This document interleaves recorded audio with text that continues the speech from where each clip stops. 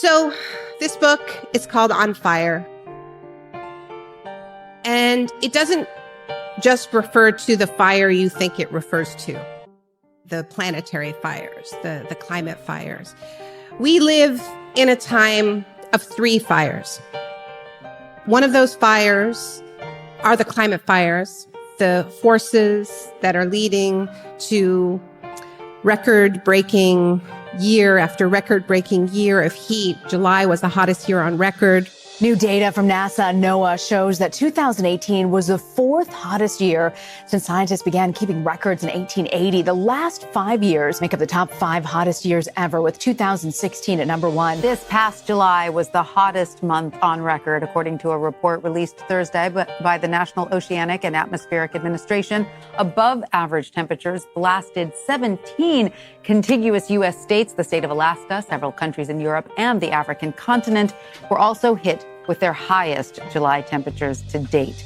These are the heat-trapping gases that are leading to the bleaching and death of our beautiful coral reefs, the melting of our glaciers and Arctic ice, the devouring of ancient forests to wildfires.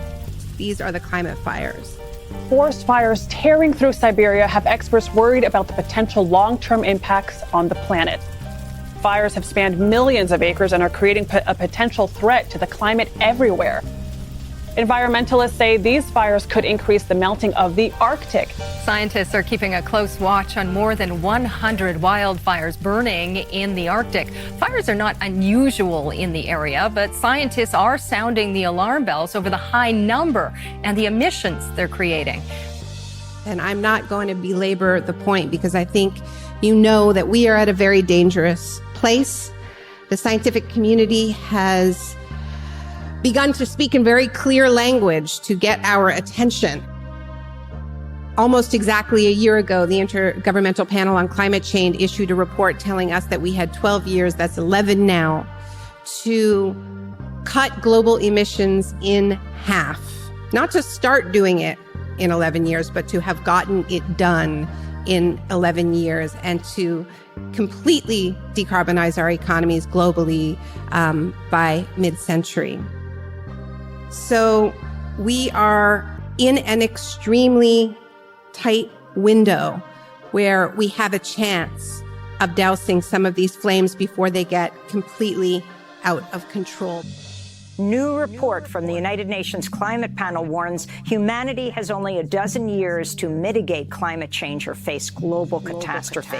The pledges that governments have made over the last 3 years are not enough to keep warming below 1.5 degrees C, even with ambitious and very challenging efforts after 2030. Carbon dioxide emissions would need to decline substantially before 2030 to avoid warming of more than 1.5 degrees C in the middle of the 21st century, followed by large-scale carbon dioxide removal. The last 2 points in terms of our conditions refer to things that actually scientists can't really answer because it's about the political feasibility and the institutional side of it. This report was specifically requested by the governments who make up the UN Framework Convention on Climate Change. And frankly, we've delivered a message to the governments. We've given them the evidence, and it's really up to the governments to decide that last step of feasibility and what can be done. It's their job. We've done our job. We've now passed the message on, and it's their responsibility, having invited us to produce this report, to decide whether they can act on it. The report shows that we are at the crossroads, and what is going to happen from now until 2030 is critical, especially for CO2 emissions. The report has sent a very clear message that if we don't act now and have substantial reductions in carbon dioxide emissions over the next decade, we are really making it very challenging to impossible to keep warming below 1.5 degrees. So this is a very clear message. But we also live in a time where there is a different kind of inferno, which is also spreading very quickly, continent to continent, country to country, from Trump's United States. I feel that the United States has tremendous wealth. The wealth is under its feet. I've made that wealth come alive. We will soon be exporting. In fact, we're actually doing it now, exporting. But we are now the #1 energy producer in the world, and soon it will be by far. With a couple of pipelines that have not been able to get approved for many, many years, it'll have a huge impact. And I'm not going to lose that wealth. I'm not going to lose it on dreams, on windmills, which, frankly, aren't working too well. To Bolsonaro's Brazil, to Modi's India, to Duterte's the Philippines, to the European Union that allows tens of thousands of people to drown in the Mediterranean. These are the fires of strong men unleashing the fires of hatred, of racial, ethnic, religious, and gender supremacy, pitting the vulnerable against the protected, creating these in-groups and out-groups within countries and between countries, and especially at the borders. They are defining the other as the criminal, the security threat, the invader, the monster, setting fires that, like those climate fires, they cannot hope to control, nor do they care to, because these fires of hatred serve them so well. They pit us against each other. They keep us busy for the real business at hand, which is the plundering of the last precious resources of our beautiful planet. That is the agenda. Trump cracks open protected wildlife in Alaska. He yearns to buy Greenland. Bolsonaro says the Amazon is his virgin, not your virgin. And all of this plunder, of course, feeds those very real fires, those climate fires, in the ultimate feedback loop. The absolute destruction seen from above. Last week, Great Abaco Island was known as a sailor's paradise.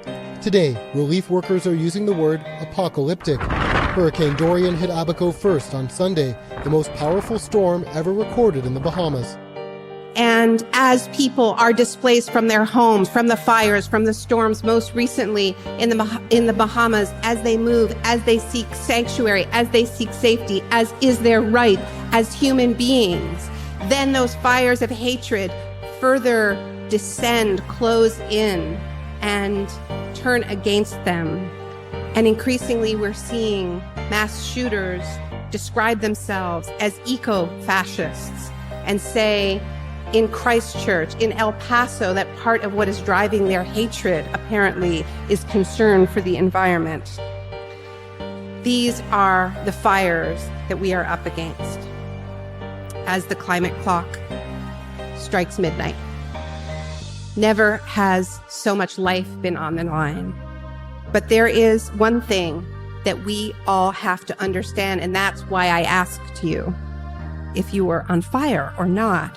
Because there is a third fire, and it is blazing, and it is our fire. And we have to feel it, and we have to believe in it, and we have to be ready to fight fire with fire. Because ours is a fire that rejects hatred, that rejects the profitable system that hatred serves so well. These are the fires of the youth climate strikers spreading around the world.